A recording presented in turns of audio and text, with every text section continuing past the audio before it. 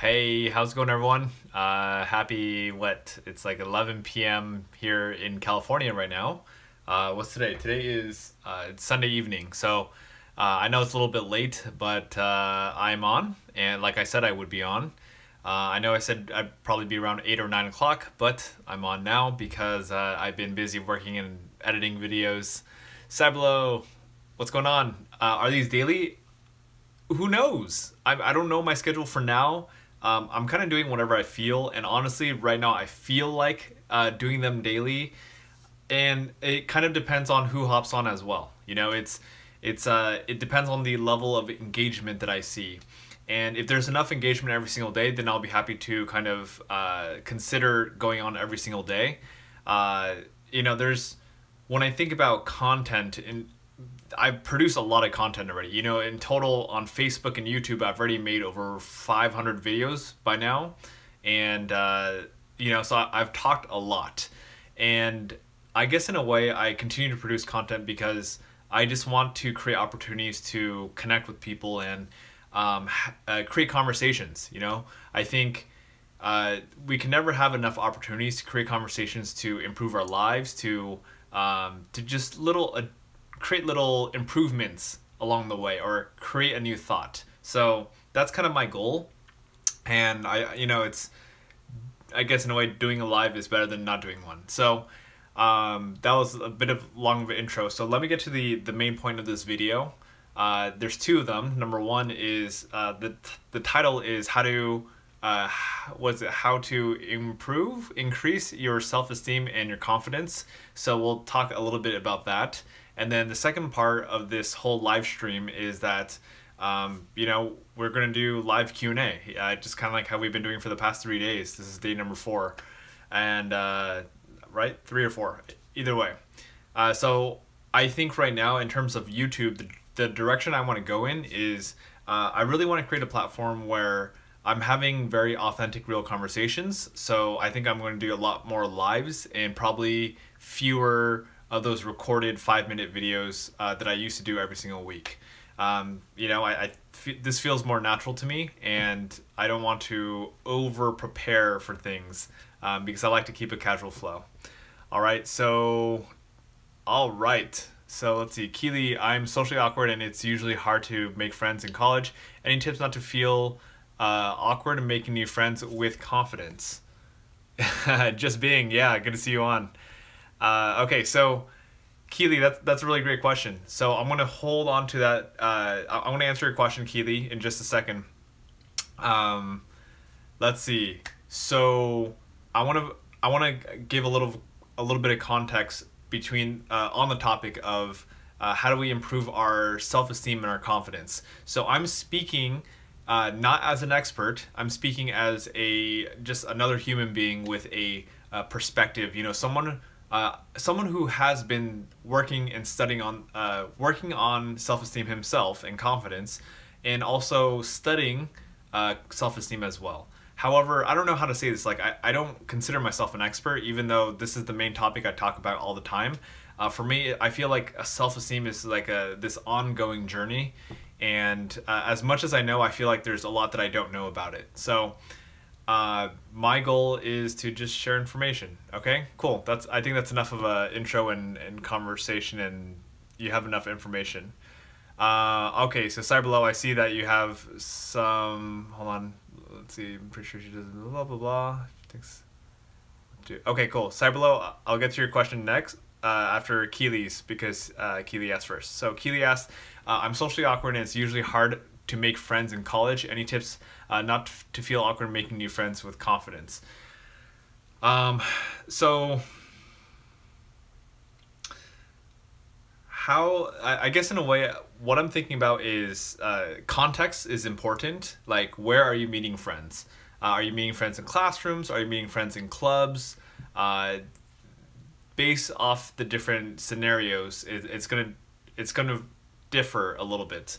So I will be happy to kind of dive into some things. In terms of being socially awkward and feeling socially awkward. So how do you make more friends with confidence? I honestly, the the surefire way to make more friends and create confidence is practice. I know that sounds like such a cheat answer. Like you want something even more simple than that, but that's the honest truth. It's like if you want to become less socially awkward, part of it is it just takes practice. You know, it takes practice to be comfortable with ourselves, and part of it is just be patient. You know, it's okay to be awkward. You know, like I think a lot of times when we feel awkward, we just want a quick fix. We want to be able to improve ourselves right away, but it doesn't always work like that. In terms of strategies to become less awkward, I would say part of it is, oh man, I want to contradict what I said yesterday about like, you know, listening to the other person. Part of not being awkward is, I mean, talk about things that you generally enjoy. You know, if you like video games or sports or you like politics, like whatever it is, I think when you are genuinely passionate about a certain topic, that will just, you know, it'll excite you. Like you'll have a ton of things to talk about, and you know, I guess in a way, find people who share those common interests. So it's in a way not too awkward for them. Like let's say I have no interest in video games, and you try to tell me about video games, and I'd be like, oh, cool, you know, cool. I mean, let's use another example. I don't know, Barbies. You know, I don't know. I'm open to listening, but the main point is we don't want to push people into conversations that they're not quite interested in. So if you're socially awkward, try to, you know, just try to find people that have common interests as you. Let's see. So that's a good way to begin to build that confidence, is to talk about familiar topics with people who also share the same passion. So that's number one. How about like other settings where it's not necessarily people? So I think with being socially awkward in general, I don't, how do I say this? I guess in a way, I don't like categorizing people as socially awkward. I feel like everyone has the potential of being socially awkward and the potential of being not socially awkward, I guess. And what I mean by that is that we all kind of go through it at a different pace, and at the end of the day, we just want to create and develop a certain skill and understanding to kind of get over this social awkwardness, if that makes sense. I guess in a way, if someone doesn't share your primary hobbies, you know, or interests, like let's say, you know, you like video games and sports, if this other person doesn't share those hobbies or interests, then find something else that you can have in common. I think for the most part, people want to be able to relate with each other. So find something in common. You know, you could go with family stuff too. I don't know how to tie this in. Family, I don't know. Like you want to kind of keep it interesting. Family. What about family? I don't know. It's childhood cartoons. You can go with how you were raised. You know, did you have immigrant parents? I don't know how to. I'm being socially awkward right now. Like I can't figure out like a certain context. I need to be. If you give me a scenario, I could better help you navigate it, because without context, my mind has a hard time processing and giving good sound, like whatever you want to call it, advice or thoughts. So that's what I have there. Feel free to give me more, Keely, okay? And yeah. If you ever wanted, okay, I'm going to Cyberlow. Hold on, I'm gonna answer your question in a second. Chowder, I think this is a relevant question. I was just thinking if you are content with how you look. Actually, I'm gonna do Cyberlow's questions first. All right. So Cyberlow, hey, so there is a girl in my class I like, and I'm pretty sure she does too. But my friend also likes her, and everyone thinks he likes her, not me. Everyone thinks he likes her, not me. What? Confused on what to do? I don't want to lose a friend. He thinks I'm just cock blocking him, but I just like who he likes. Okay, so Cyberlo, let me get this straight. So, you and your friend both like the same girl, and hold on, there's a little bit of I'm a little confused in one section. I like, and I'm pretty sure she does too. Does this girl like you? Is that what you're saying? Do you think so? You two, you and your best friend, or you and your good friend, like this girl, and it sounds like you're saying that she likes you also. Let me know, please clarify that part. And one thinks he likes her. Okay, and you don't want to cock block. You know, you don't want to lose a good friend. Um, just like okay, everyone thinks I don't like her. Okay, everyone thinks you don't like her. Things confused on what to do. So what do you do in this situation? Okay, so you don't want to cock block. Okay, you both like her. You know, I think it's one of those. It depends. It depends on how much, not just how much do you like this girl, but you know, what does this girl mean to you? And is it someone that you could see yourself being with, or potentially see yourself being with, or is it just some, you know, really attractive girl that you like, but you don't necessarily see it working out? So it's, I feel like if you feel like she's worth it, then, you know, have the conversation with your friend. Hey, look, I know you like her. I like her too. I like you too, man. You know, I still want to stay friends. And you know, I would like, I don't know if she likes me. I don't know if she likes you. Like, I don't know who she likes yet. I don't know. Maybe, I guess in a way, I want to see how things work. And, you know, I don't want this to be like some crazy competition between us. It's just, you know, we'll let her kind of, in a way, figure out who she likes, if she likes any of us or none of us, you know. But we'll see how it goes. And if she doesn't like any of us, then cool. If she likes one of us, then great. If she, you know, if she likes me, great. If she likes you, great. You know, it just let things be. And like that's what I would say. You know, that's kind of what I would do. It's not an easy situation to be in. I've definitely been in several love triangles before, and it's been a challenge. Yeah, if you want me to share that story, I've shared the story before. It's a pretty funny story, but I'm happy to share again. You know, it's fun stuff. All right, so cool. Yep, that's what I got there. All right, Cyberlo, let me know how I could add more to that question and conversation. All right, Chowder, I was thinking, if you are content with how you look, why would you ever want to be presentable? What does that mean?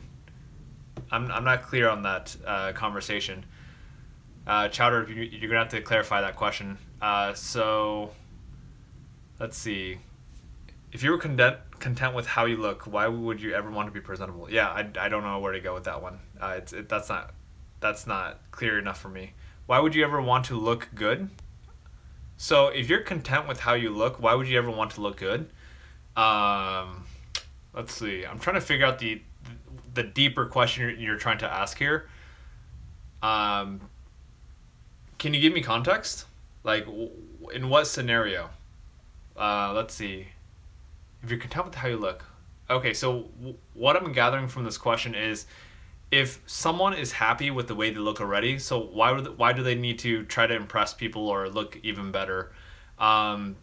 If someone is genuinely content with how they look and they're comfortable with themselves, the only reason I would see why someone would want to look good, if they were authentically, genuinely content with how they looked, the only reason why they would want to dress up or look good is for themselves, you know, like they want to look good for themselves, and that's pretty much it. However, if there's people who aren't content with how they look, which is the majority of society, if you know, my opinion slash if I'm being honest, then they try to look a certain way. You know, they try to show up a certain way to, I don't know, be perceived a certain way. this is a that's actually I got some more deeper side, Richard, inside my mind thoughts that I'll share with you in just a second. All right. Yeah. So everyone would like to look attractive and good. Yeah. So I want to use. I'm going to call myself out here for a second. So not be like an hour or so ago. I knew I was going to record videos, and my hair was like, like a little messy. It was flat or something. And then I'm like, okay, well, I might as well, I might as well look a little bit better. So I mean, I didn't like, like take a shower, extra shower, and all that stuff. But like, at least I fixed my hair and I shaved before recording videos, because I'm like, hey, if I'm going to be on video, might as well do that. Am I content with how I look? Sure, I guess. You could say that. But at the same time, I don't know how to say this. I've gone through a phase. I don't want to call it a phase. I went through a period of my life, which is like last year or the year before, where I actually was like, you know what? I'm not going to care about how I look. So if you watch some of my Facebook Live videos, like some videos, I don't even do my hair. I don't necessarily like shave my beard or whatever, and I just dress whatever the heck I want to dress. And the purpose of that was because I just want to be authentically me. I didn't want to try to impress someone else, and that's cool. I think I respect my old self for doing that, for being bold enough to like be like, you know what, I'm just gonna not care what other people think or how people I look and stuff like that. I think there's value to that, but at the same time, I think a lot of the way our world is perceived or perceives people is they see people in a certain way. So if I don't maintain my hygiene or whatever, like if I don't shave and my hair's a mess, I think I will be perceived a slightly different way. Now, for me, it is a little bit of a balance. I don't overdo it. You don't see me. I used to wear dress shirts all the time. Like I used to have a full closet just full of dress shirts, and I used to dress up like that, because I want to look good. And now I have a more laid back wardrobe where I don't like wearing dress shirts. I have dress shirts, but I don't wear them. I very, very rarely wear them. So for me, it's a little bit of a balance. I want to look, I guess, decent enough, and I guess in a way, it's one of those. It's an ongoing conversation in my mind, but I want to look decent, I guess. I don't need to like overdo it. And then this leads me. I want to talk about females for a second here. So, I mean, guys do this too, absolutely. But I want to focus on females because I feel like females are especially like super overly critical, and I don't judge or blame. It's just a way that society has put the pressure on females to have to wear makeup and present themselves in a certain way. So to me, it's really interesting to see this culture of when we look at Instagram or Snapchat and whatever it is, where we see girls, wearing a ton of makeup, everything has to be on fleek, and, the outfit, everything, they gotta look good. And going back to, are they content with how they look? It's one of those, I'm not sure, they can be content, or maybe they're not content with how they look. But at the end of the day, they want to show up for other people, they want to look good, and they want to be validated and accepted. Many of them, not everyone, but I don't even want to say a majority, but probably a majority.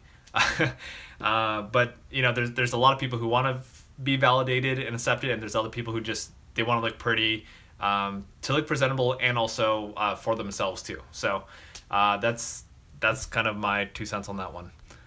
All right, let's see. I'm actually saving for plastic surgery, but I do think I like the way I look, but I could always improve.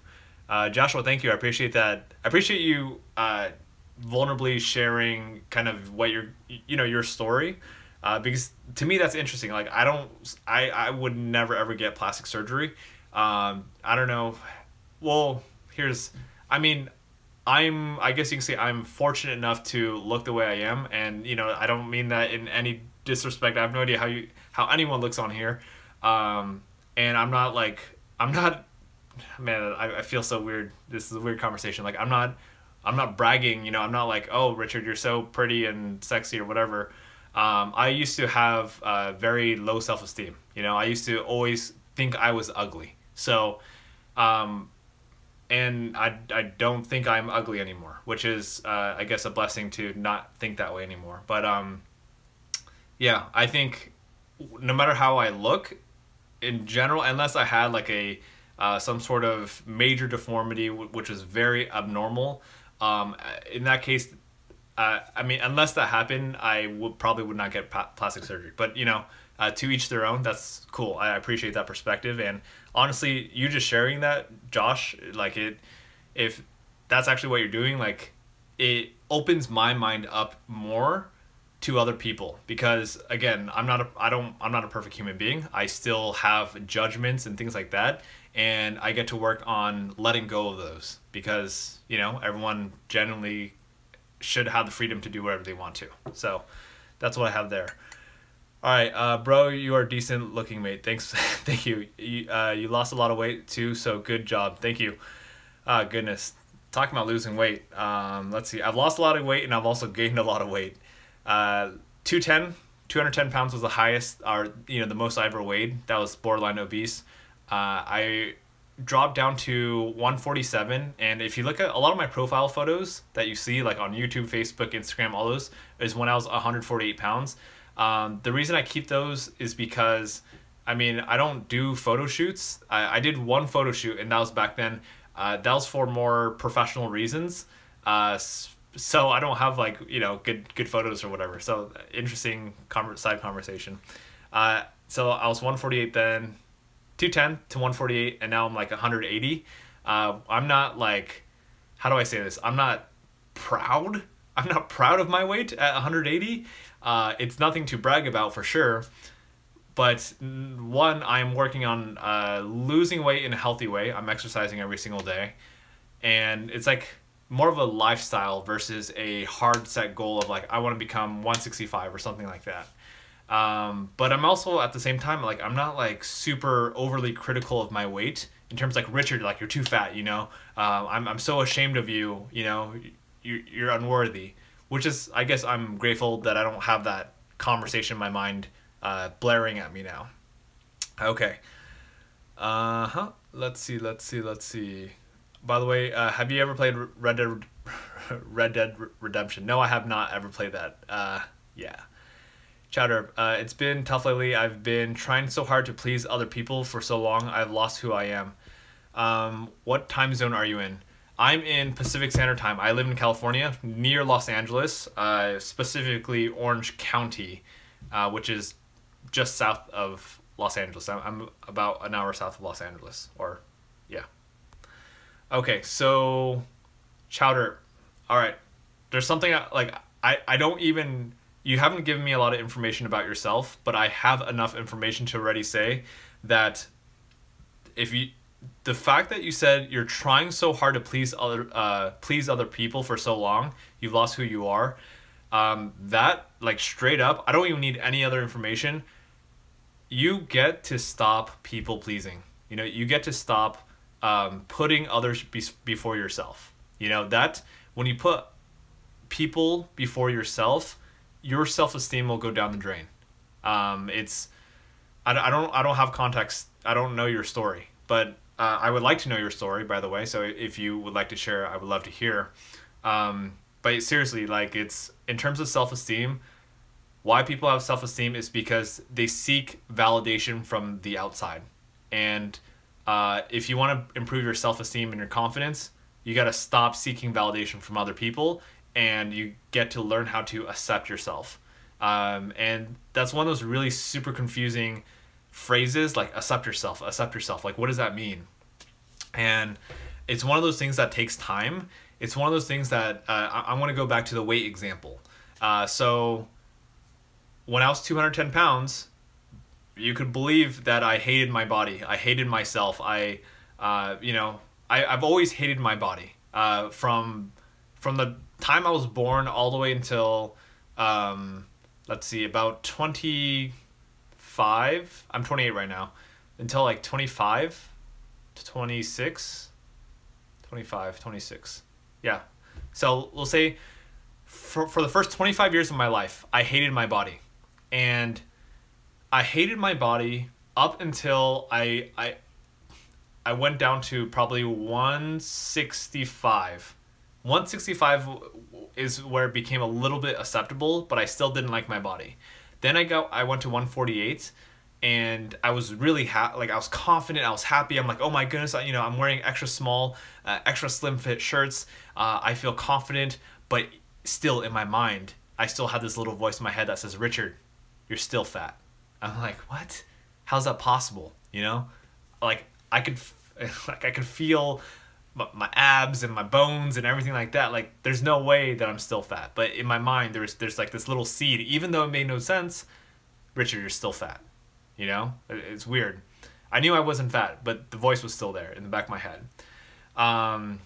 So I guess my point now is I'm 180 pounds, but I feel more comfortable with my body today than when I was, let's say, 170 pounds, because mentally I realize that, mentally I've learned to accept myself. I realize accept myself does not mean excuses. It does not mean excuses to be fat. It just means that I love myself regardless of how much I weigh. It's not an excuse to stay 180 pounds, My ideal weight is 165 to 170. So I get to keep working towards that goal. But I do accept myself, and how do I say this? I do accept myself. Like I feel comfortable enough with my body because I know my body is just my body. It doesn't represent me as a whole. But trust me, I don't willingly take off my shirt and not feel self-conscious. If I take off my shirt, I will still feel a little bit self-conscious. But I remember this one time I went to the gym, and I'm not a person who likes to take off his shirt for no reason. But I was wearing this shirt, and it was a basketball shirt. It was cut off, and I was shooting a lot of 3-pointers. But right here, like there's so much friction that I was getting like rashes here. So I'm like, oh my goodness, like I'm so focused on my goal, and because this is like I set a goal to hit 60% 3-point shots, like 60 out of 100, and it was my last week. I was grinding it. It was like the last few days. I'm like, you know what, screw this. I'm taking off my shirt because it's giving me a rash and it's making me feel super uncomfortable. I remember taking off and I felt uncomfortable doing that. So that's what I have to say there. Okay, cool. Let's catch up on comments right now. Blah blah blah blah blah blah blah. All right. Richard, sexiest man alive 2017. Lol, hilarious. Your videos helped me get through the loss of my father. Thank you. Avery, thank you for sharing, and sorry for the loss of your father. And I don't know how much in what aspect, or how much you watch my videos, but I do take care of my father, who is happens to be alive. It can be a pain in the butt. It's not joyful. It can be joyful, but it's stressful. It's really stressful taking care of my dad. He has dementia, memory loss. He drives me up the wall a lot. It's his habits, everything, his personality. In the outside world, he's super friendly and nice, and he's a good person. At home, it gets meh. Yeah, anyway, I'm happy to connect, and I don't know, I guess I'm still grateful that my dad is here, even though he stresses me out, and I'm not super ecstatic around him all the time. Bro, I gotta write my essay, but I hope you can talk to you later. Peace out, bro. All right, Justine, take care. I don't know if you've signed off already, but thanks for hopping on. I appreciate you. All right, Adnan Mohammed, I'm going to have to leave soon to study for my Japanese test, but I want to thank you for being such a gem hidden among the thousands of vapid YouTubers. Adnan Mohammed, thank you very much. I appreciate that a lot. That means a lot to me, and it really does encourage me to continue to do these Facebook lives, these YouTube lives, and I look forward to continue to provide value for all of you. And again, thank you so much. Avery, my confidence has gone down drastically as I am stuck in this thinking that nobody wants to hang out with a depressed girl. I'm in a negative loop of grief, and I am thankful I have your videos. Thank you for sharing that. Thank you for having the courage to be open and vulnerable in sharing that as well. So I get it. I get it because I've been depressed. Not clinically diagnosed, but in a way self-diagnosed. But I mean, it's just like one of those things where you just kind of know. Uh, Again, the first seven months of this year, January through end of July, I was I was just at a super low. I was in the space where literally I was turning down opportunities.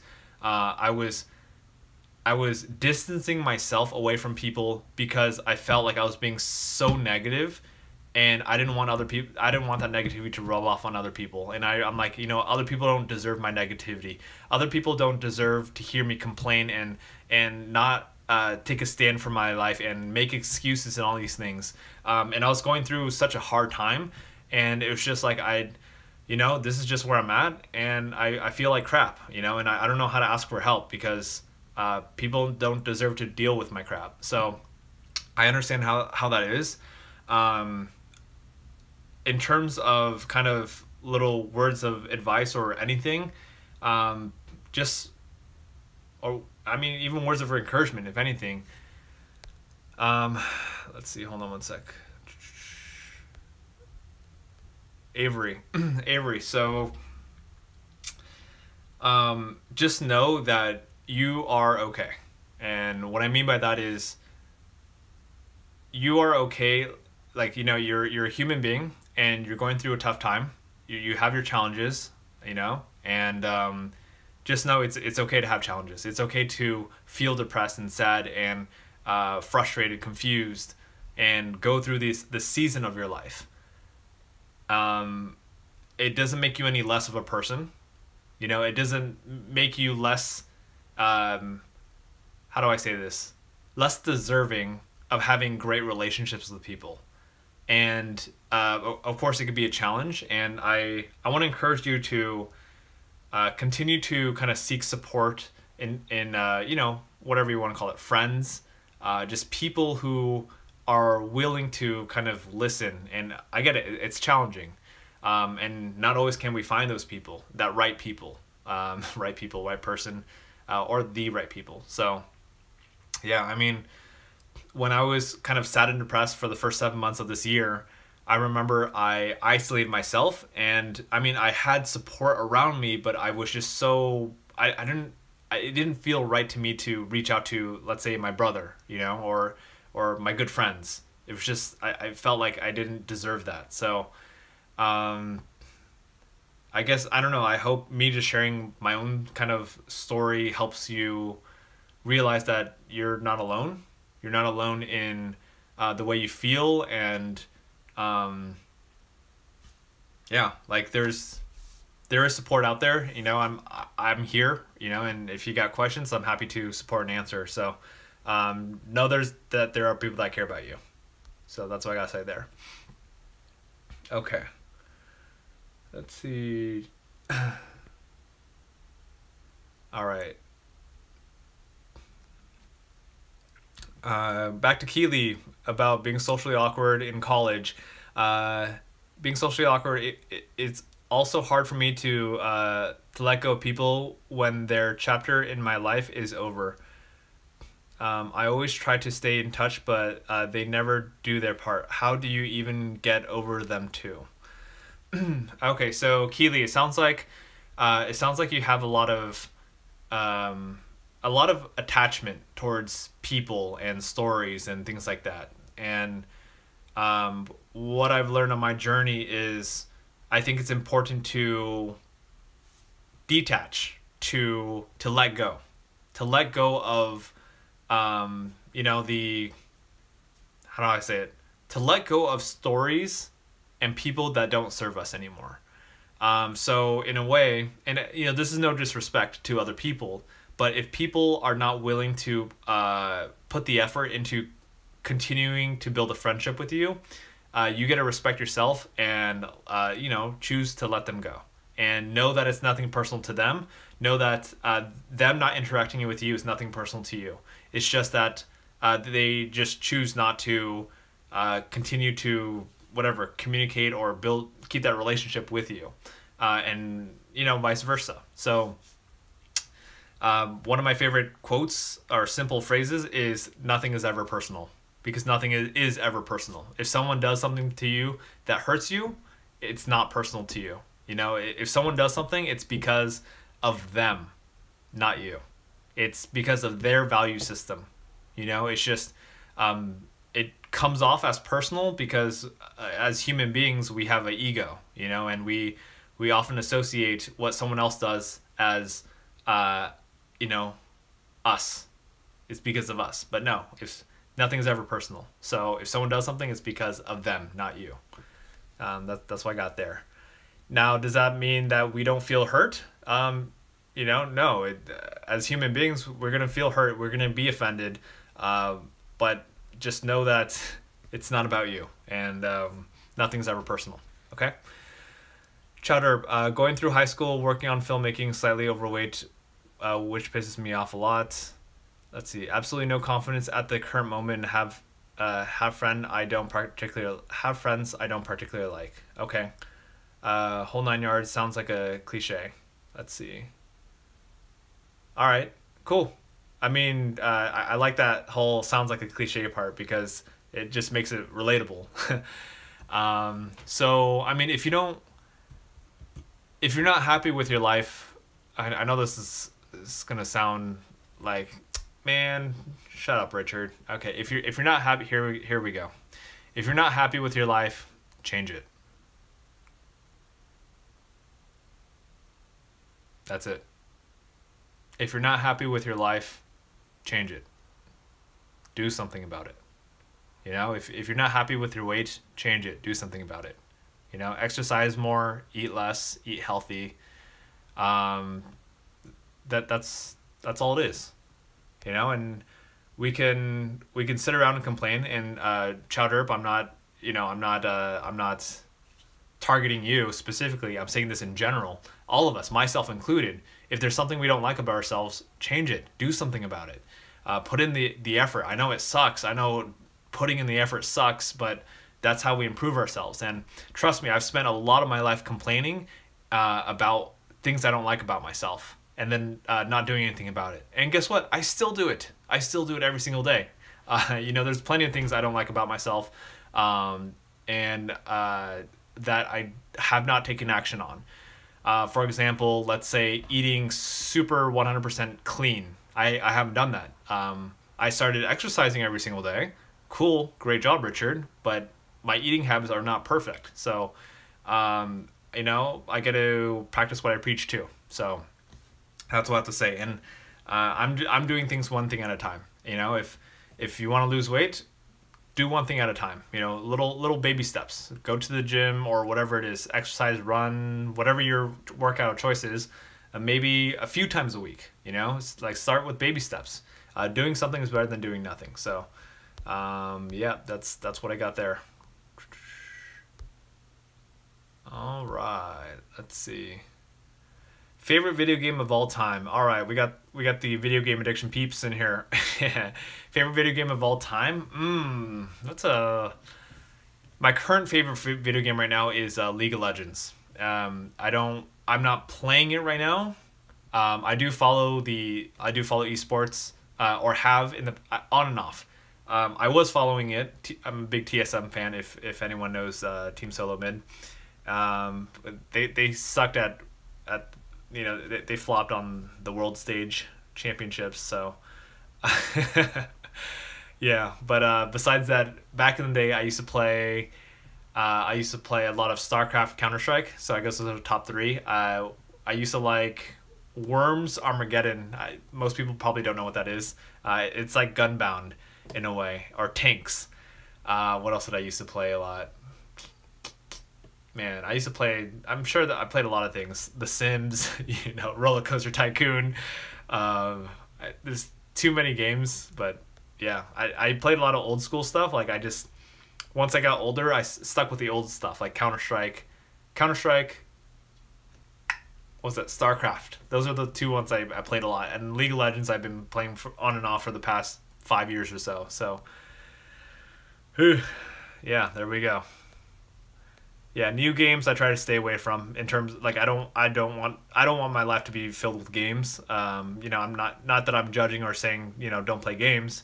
I just know if I get sucked into another game, that just takes away more time from other things, other parts of my life. So that's what I got there. And I know my gaming habits can be bad, so I'm not gonna tempt myself into doing that. All right. And how did you get the chance to speak at a TED Talk? Keely, so just to be clear, I didn't speak at a TED Talk. I spoke at a TEDx Talk. I know they sound very similar and people confuse them. So TEDx is an independently organized event. TED Talks, there's like one or two conferences every single year, and it's like the top speakers go to that. I didn't do that. TEDx, again, independently organized events. How I ended up doing a TEDx talk is I knew the organizer of an event, and she knew me, so she invited me to come speak at her event. So that's how I ended up doing it. All right, Avery, back to sad stories, which is okay. You know, father passed away a month ago. My grandmother passed away 2 years ago. My dad's mom. She had stage 4 dementia. I'm so sorry you were going through this with your own father. Thank you very much for sharing that. You know, it's tough. It's one of those like I appreciate you sharing, and I know the point is not for me to feel sad, and there is a part of me that feels sad, but at the same time, more I'm focused on the fact that I'm able to connect with you. That you had family members that had dementia, and it's tough. It's not an easy thing. It's a different. Every single dementia situation is different. It's I like this phrase that a caregiver friend shared with me. She's a professional caregiver, and she's like, when you meet one person with dementia, you meet one person with dementia. I'm like, wait, what? What does that mean? I'm like, thought about it. If you meet one person with dementia, then you meet one person with dementia. And what that means is, if you meet one person with dementia, it's just like it's meeting another person. Every single person is different. So people with dementia act differently, based off the personalities. And I've learned that with my own father. He's never been very, how do you say that? What's that word? He claims he has good EQ, or social intelligence. He's very good with people, very charismatic, but his, how do I say it, empathy is lacking greatly. He doesn't understand things that annoy me. He doesn't understand how to respect my space. He's constantly coming into my room, and he knows, or he most of the times he knows it bothers me, but he doesn't focus on what bothers me. He focuses on what he wants. So it can be really frustrating. So anyway, that's enough for that conversation for now. Mad Smith, can you give me a word of encouragement? I moved to another country to start my internship. I know no one here. I am also scared of starting my job because of my self-belief that I am stupid. Okay. Let's see. Yeah, I could give you some words of encouragement, and genuine words of encouragement here. So I wish I had more context, and I always like hearing people's story. But based off what I'm hearing from what you're saying, number one, first of all, congratulations on going to a new country for internship. Let me know where. I'm curious to know where you're from and where your internship is. What I could say is I'm excited for you. I'm excited that you have this new opportunity at a new internship in a new place. You got to explore the world, which a lot of people don't. A lot of people stay around the place that they grew up, or they don't get to experience a different perspective like you do. So just know that you're in a very cool position. You're scared of starting your new job because your self-belief that you're stupid. So I'm glad you're self-aware enough to know that it's a self-belief that you're stupid. What I want to let you know is I don't believe there are quote-unquote stupid people. I think everyone has their own version of intelligence. And some people are book smart, some people are street smart, some people are good at whatever creative art, some people are good with creative solutions. Everyone has a different kind of mindset, and just know that you are smart in your own way. And maybe you've spent so much time telling yourself you're stupid that that's all you could focus on. And what I'll say is, once you stop focusing on the voice in your head that says, hey, you're stupid, you're stupid, you're stupid. Once you stop focusing on that and you start focusing on, what is my gift? What am I good at? You know, what is the gift I have to this world? And once you spend some time and you become more self-aware of your gift, then you'll know why you are actually smart. Okay? So that's kind of my word of encouragement. And that's pretty much it. I think that's pretty solid. Okay? If you got more thoughts, questions, let me know. Okay. All right. Okay. Cyberlow. Hilarious. Okay. Chowder, I love the content. You really work with the fact that you can't really teach anyone life lessons, but you can help them discover the answers for themselves. Thank you. I appreciate that feedback. Yeah. So I don't know. It's funny. I think one thing I'm grateful for is, in a way, I don't know how to say this. It's like a gift and a curse in a way. It's like, I'm grateful that when it comes to life and trying to teach people things, I feel like an idiot. And I say that in a more of a humorous, endearing way, as opposed to it's like self-deprecating versus like I actually feel like an idiot. But what I mean, like, it keeps me humble in a way that, because I'll call it the humble truth. The humble truth is, I don't know enough. You know, I'm constantly growing. So I can only give you my life experiences and my imperfect life experiences. And, you know, it's kind of like a take it or leave it, suggestions, advice, things like that. And I believe, based off of my learnings, the best way to support other people is to give them the tools to have them discover and learn things on their own. You know, this is why I love coaching, or the practice of life coaching. In life coaching, it's different in the way life coaches, all they do is they ask questions. That's all they do. They get paid to ask questions. So often they're open-ended questions that get other people to think. So that's what I prefer to do, and I think is very powerful. I think I'm going to call it my ego, or whatever it is, likes to give advice or opinions and things like that, because it makes me feel valued or whatever. But I'm very talking behind the scenes, you know, in my mind. So, you know, there's things I can improve on, but I think there is also value in asking good questions and also providing guidance based off of experiences. So, yeah, that's what I got there. Alrighty. For game addiction, with me, it only occurs when I'm unhappy, but when I'm happy, moderation becomes easy. I love that. Thank you for sharing that. I agree. Chowder, I agree with that. I agree. Like, when I get depressed or like sad and I'm down, gaming becomes, it's my drug. It's my drug of choice. You know, some people choose eating or drugs or gambling. Like, you know, I know people who do that. I choose video games when I'm unhappy. You know, that's my escape. And when I'm happy, when I'm more on top of things, then it's easier for me to let go of video games. So I agree with that. And I'm still working on, when I'm unhappy, how does Richard be in control? You know, as opposed to my emotions.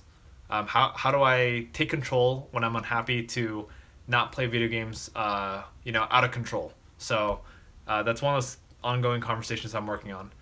Okay, Avery, sorry to bring you down. If I did, I love what you do. You bring people up, and you should take lots of pride in yourself. I'm in high school, and this really helps me through it. Oh, thank you. Let's see.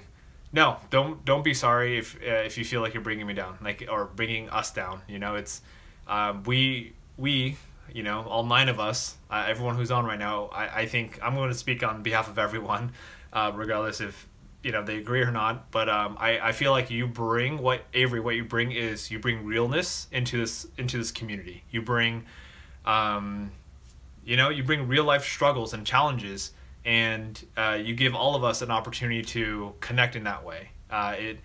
your vulnerability, again, that's what it is. It allows me to open up more and feel more connected with you. And I think that applies to everyone else. So thank you for bringing that. Let's see. I should have more pride in myself. I should take a lot more pride in myself. That's a tricky one for me. It's one of those, for me, I'm giving you, so here's, this is surface level, Richard. And then I'm giving you like below the surface of kind of like the thoughts that I don't really want to share, but I'm going to share with you because, they're my genuine thoughts. In terms of being prideful of, myself, it's a struggle for me because, again, that's one of those, it's the ego thing. It's, I don't want to focus on my ego. I don't want to pat myself on the back. But at the same time, it's like, I want to also acknowledge myself for being in alignment with, with being in alignment with my vision or my mission, my character, whatever it is. Because I want to build up my self-esteem in that way too. So does that make sense? It's a little bit of like I don't want to make it about me, but at the same time, I'm still working on building up my self-esteem. So that conflicts with each other because one says stop focusing on yourself. The other one says like, pat yourself on the back a little bit more, give yourself more credit, Richard, because you deserve it. And, you need to build up your self-esteem still. So yeah, that's what I got there. Okay. It's pretty cool that you share that. All right. Mad Smith, I'm from Poland. I'm doing internship in Hungary. I think I am even more scared about my internship because it's something I didn't major. I studied philosophy. Is philology a thing? What is this? Philology. Hold on. Philosophy? I'm going to search philology. Oh my goodness, this is a thing? Philology is the study of language in written historical sources. It is a combination of literary criticism, history, and linguistics. Oh, interesting. Today I learned something new. Let's see, Mad Smith. All right, so what I'm going to tell you is if you're in college, right? College? Well, you're doing internships, so I'm going to assume college. What I'm going to tell you right now is you're in college. You're young. What that tells me is, honestly, your coworkers who are studying and majoring in business or marketing don't really have that much of an advantage over you. You're not that stupid. You really aren't. I think you don't give yourself enough credit. And honestly, I'm going to speak from my own personal experience. If this resonates with you, then let me know. But essentially, here's my thought and my guess of what you're doing to yourself right now. You believe that because you are, you're in this marketing internship and you don't study marketing, but you study philology, which is not marketing. You believe that, oh my goodness, I'm kind of an idiot here. I don't know anything about marketing because that's not what I studied. The thing is, what you do know is that you're a freaking human being. You are a human being with a brain, and I believe that you are smart. Something just tells me, I don't know what it was or is, but something tells me you're smart, but you just don't see it. And the problem with that is if you can't see your smartness, then you limit yourself so much. If you start removing the limiting belief that, oh man, I'm struggling with this marketing internship because I didn't study marketing. If you let go of all those limiting beliefs of like, I can't do this, and you just tap into your knowledge, your human life experience knowledge from the time you're born up until now, even if it has nothing to do with marketing, like just being a human being is enough. Having a human experience is enough to give you wisdom and intelligence to do a job. And honestly, I feel like work is a confidence game. It's not about, it is, okay, yes, you do need to be knowledgeable and blah, blah, blah. But really, I feel like it's work and internships is really about, can you build up, your own confidence to believe in yourself that you can do a good job. And once you believe in yourself that you could do a good job, you'll start doing a good job. Like I don't know if that makes sense, but that's what I've kind of learned it is. It's not about are you actually good at it or not. It's believing in yourself. Man, this sounds cheesy, but it's true. It's like I'm thinking about speaking right now. You know, I am a inspirational speaker, and I doubt myself when I speak. You know, I'm relating to my own life, and what I realize is, yes, part of it is technique, skill, and all that kind of stuff, but a huge part of what's been holding me back from really growing my speaking business is my own self-limiting beliefs that, oh, Richard, you know, you're a decent speaker, you got some skills, but you're not like that other guy. You know, that guy's really successful, but you're not like that. You know, you're not as outgoing as him. You know, you're not as funny as that guy.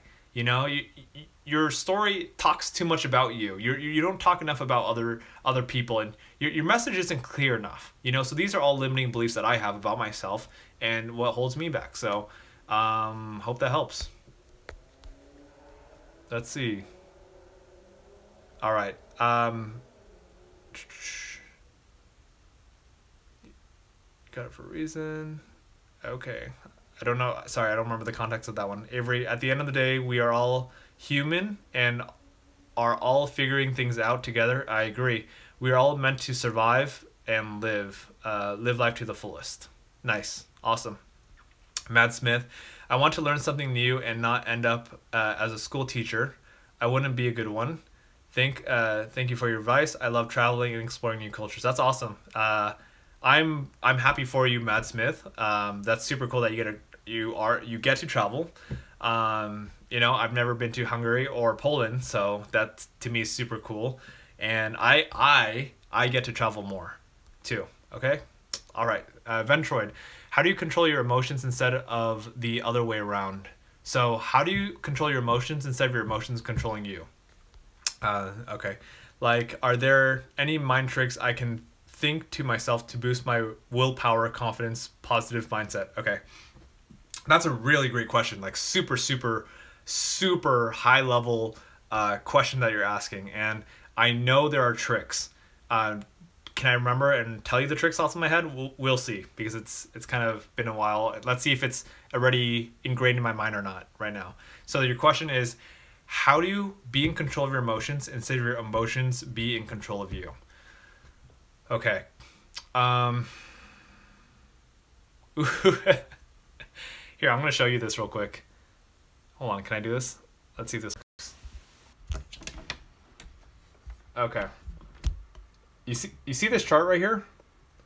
So this is called the growth maintenance chart, okay? I'm not going to, this might be a little bit confusing to you, but the question was, how do you be in control of your emotions instead of your emotions in control of you?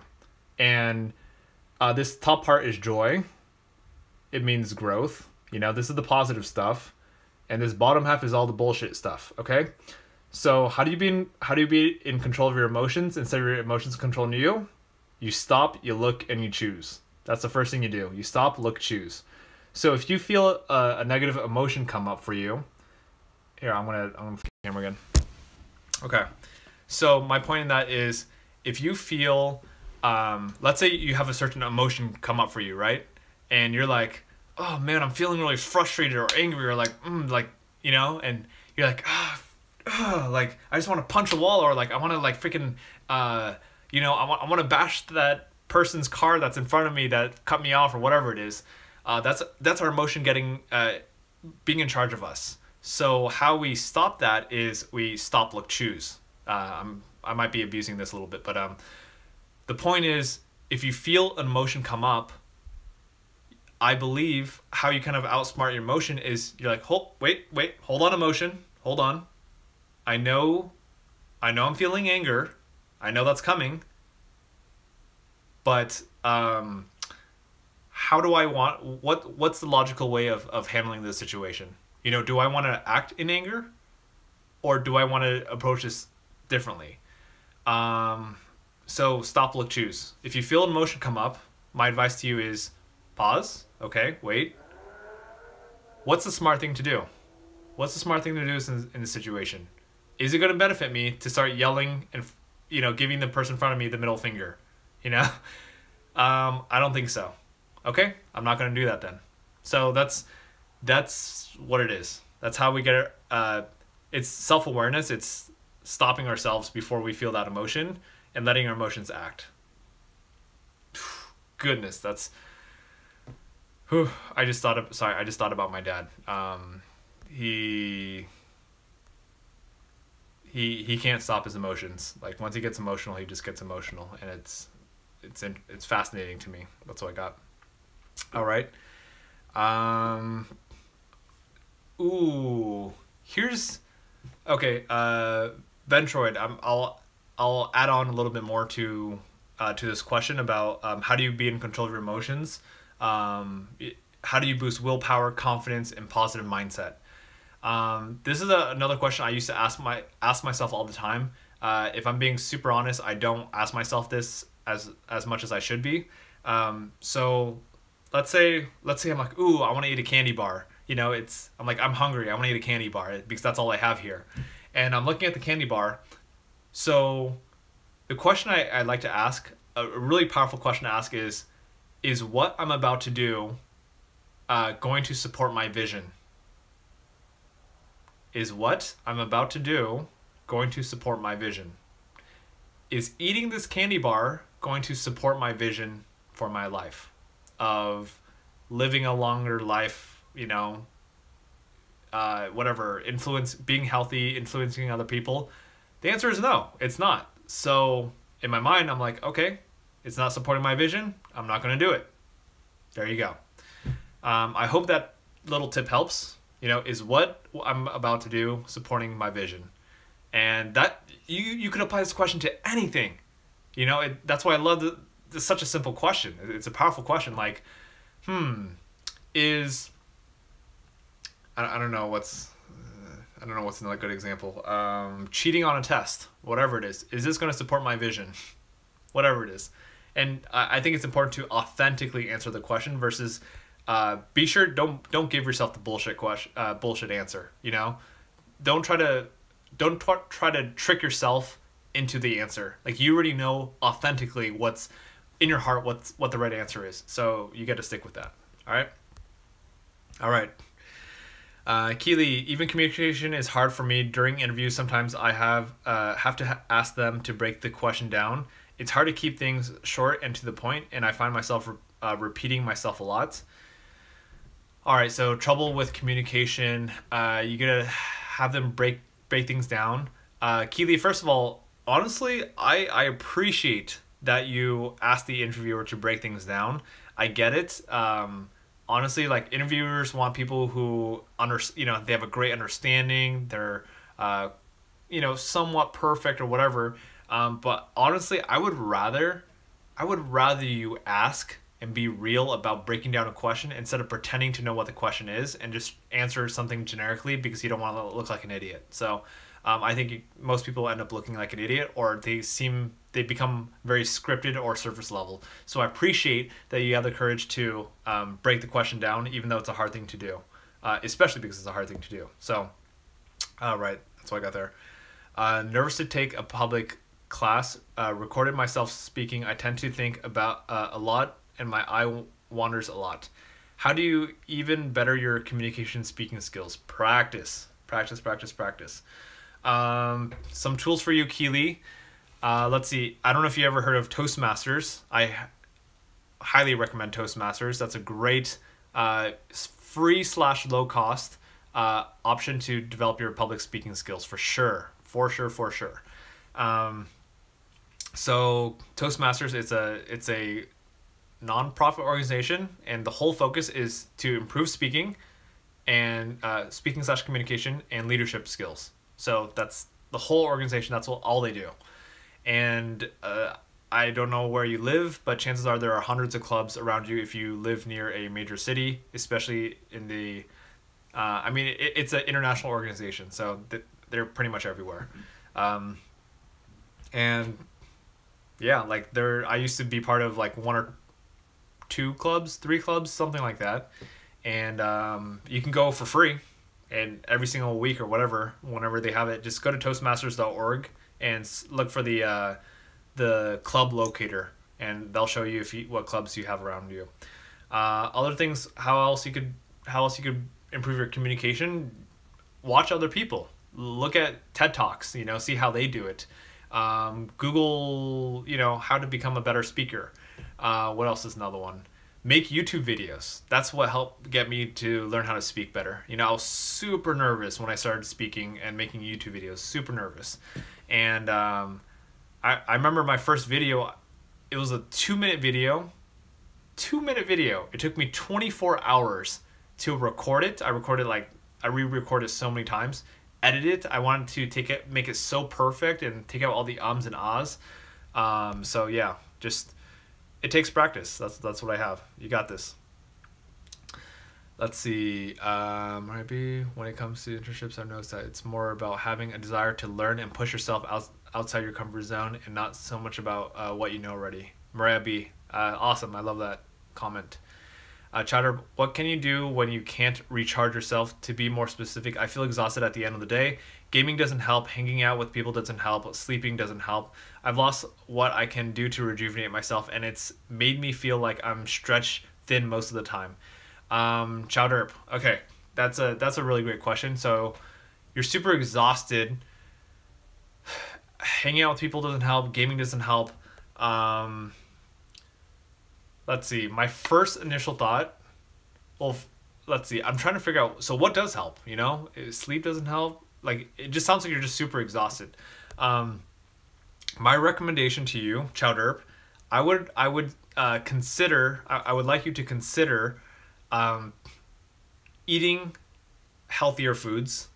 If you're not already eating, super healthy foods, eat whole foods. So real foods, meaning fruits, vegetables, whole grains. You could do meat, dairy, stuff like that. Stay away from like sugars and processed foods. So anything that's, like if you go to a grocery store, buy stuff on the outside of the grocery store, because that's usually all the fresh stuff, the stuff that will actually rot and stuff like that. You want to stick with that stuff. The stuff that never rots, like in the middle of the store, all the processed stuff, stay away from those. So I believe that's going to help you, give you more energy throughout your day. Exercise as well.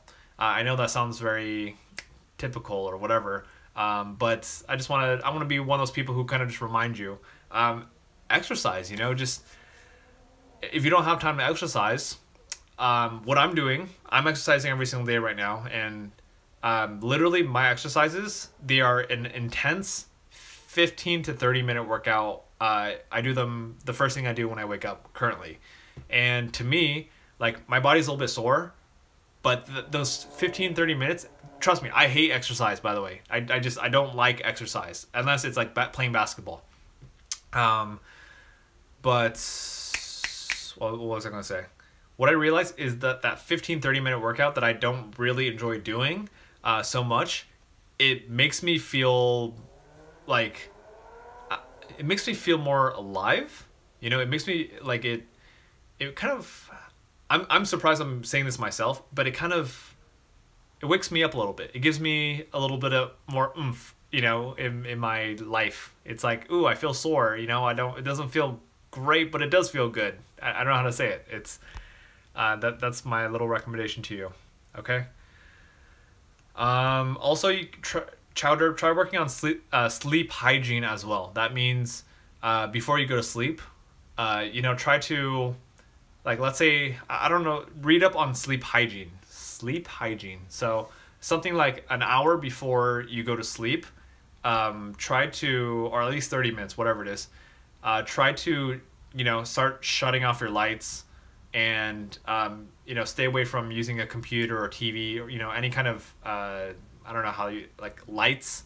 Stay away from lights. And that way your mind can calm down and you can get proper rest. So that's funny. I'm giving so much advice that, like, a person would normally give you, and I'm going to be completely honest, I don't follow all this stuff, but I feel like it's scientifically proven that it works. I've heard it so many times from so many people. So I'm just going to regurgitate it without even fully testing. So please forgive me for being a preacher and not practicing what I'm preaching. But I do think that stuff supports, And yeah, that's what I got. Avery, thanks for everything. Have a great night. I'm going to keep watching your videos and hope you do about her live stream soon. Another live stream soon. Thank you, Avery. And I don't know if you're still on. If you're not, I will see you later anyway. Chowder, have a lovely night. Avery, awesome. Ventroid, okay, I think I get what you're saying. Thank you for taking the time and energy to answer my question. LOL, it's midnight. Is it midnight? Oh, it's midnight here too. So you're in Pacific Standard Time. Ventroid, let me know. Where do you live? I'm curious. Where do you live? It's midnight. Even my first semester of college engineering is hard. Haha. Chowder, the typical answer is usually the right one. The typical. Nice. All right. Cool. Hey, I just want to say thank you everyone for staying on and engaging in conversation with me. It blows my mind. Avery, where do you live? Where do you live? Let me know. I'm always curious where people live. It's fascinating. Oh, Washington State. That's awesome. I'm in Orange County, LA area in California. That's super cool. So we got it's like I love YouTube because it's so diverse. We've had people. Oh, what city? What city was your dad born in? Let me know that one. Chowder, Colorado. Nice. This is super interesting. I'm fascinated. I am genuinely fascinated. We got Washington, Colorado, Poland / Hungary. Let's see. I know yesterday, I think Just Being, who's on earlier, is from New York City. And then we had people from Bangladesh on. So I don't know, it's just cool to have different perspectives and people. So anyway, let's see, Ventroid, Oakle, let's see, Pacific time. I'm in the Bay Area, California, San Jose to be exact. Nice, awesome. Bay Area is awesome. I really like that area. I think there's a lot of great people, great kind of culture, vibes, weather, a lot of, it's convenient. Oh, Merced, okay. In Central Valley. Seattle, Washington, my second home. I'll be in San Diego in a few weeks. Nice. Okay, cool.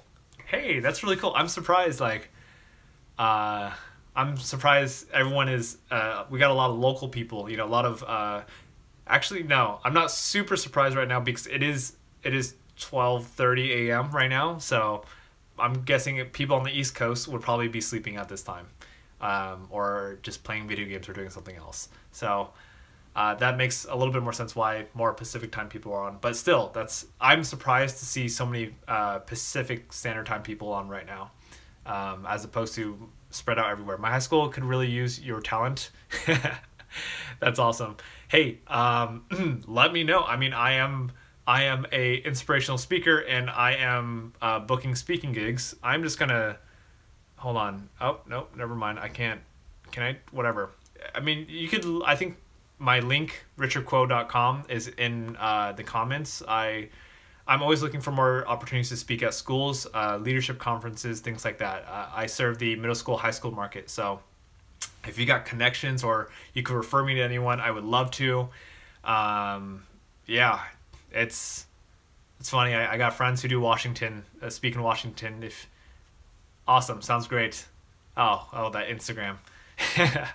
I'm learning to use Instagram more. I have it.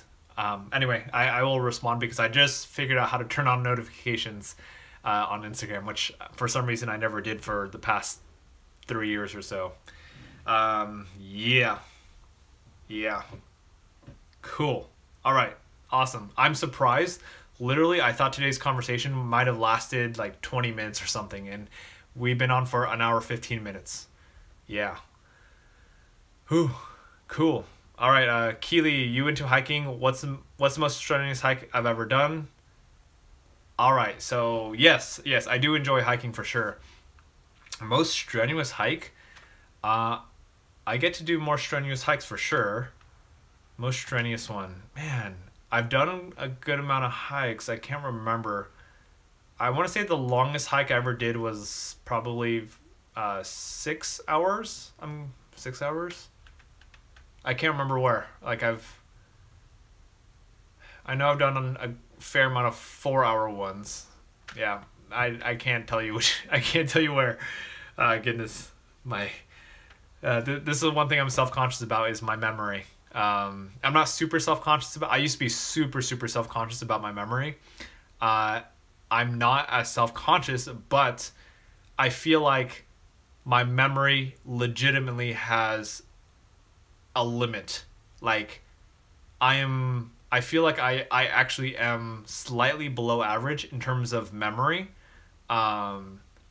And a certain type of memory. It's the type of memory that remembers people's names. Because I just realized like I could try really hard to remember people's names. Like I've typed a whole list of people's names. Like after I meet them, I have them write down their names. Well, this is when I was mentoring middle school boys. I had them write down their names. I wrote down descriptions of how they look like. And 1 month later, because I mentor them every single month, 1 month later, I look at the list and I'm like, I don't remember who's who. I'm confused. And then like I get self-conscious because people care about if you remember their name, and I don't remember people's names. So I don't know. I feel it sucks. You know, it sucks to not know the most important thing that someone cares about, which is their name. And that happens way too often. And my mind I can't do it. I know it's a limiting belief, but I can't. It's tough. Okay, cool. Do you do these streams regularly? So I just started 4 days ago, and I've been doing it 4 days in a row. It's been play by ear. I didn't set a schedule, but so far, because all of you are super awesome and you guys are actually, choosing to be on, because of that, I'm willing to hop on more often. So my intention, what's tomorrow? Tomorrow's Monday. My intention is I will be on tomorrow. I don't want to set a set time yet. I'm not committing to time yet, but I'm going to aim for about 8 to 9 p.m. Pacific Standard Time. That's my goal. I will put it on my calendar, so at least it's on my calendar, okay? 8 to 9 p.m. Pacific Standard Time. And yeah, so let's see. Boom, it's on my calendar. There we go. 8 to 9 p.m. Pacific Standard Time is the next time, tomorrow, that I will, or today, whatever, if you want to be super specific, is the next time I will do YouTube Live. All right? Thanks for hopping on. Let's see. I love hiking as well. Really helps give a breath of fresh air. Yes, absolutely. And you get exercise as a bonus. I totally agree. I feel the memory loss. I have the attention span of a goldfish. Which, if you didn't know, is 14 seconds. Yeah. Oh, goodness. This is kind of weird, but sometimes I feel like my dad's dementia rubs off on me if I spend more time with him or something. I don't know. I feel like that's probably just a limiting belief, but sometimes I feel like just when I breathe the air that surrounds him, I feel like I'm losing my memory. Sounds... Okay, am I going already? Yeah, I'd take forever, I know. I just came back to see if you're still on essay break. Yes, I'm heading off right now, just being. Yeah, all right. Just being, good luck with your essay. I am hopping off right now. Everyone, thank you so much for joining, and the infamous contagious dementia. Oh goodness, I hope that's not a thing. That's awful. Avery, awesome. I'm looking forward to your DM. And what can I say here? Yeah, I know I answered a ton of questions during these live streams, but anything else I could do to support you, let me know. Okay, peace out. Have a good night. Woo woo.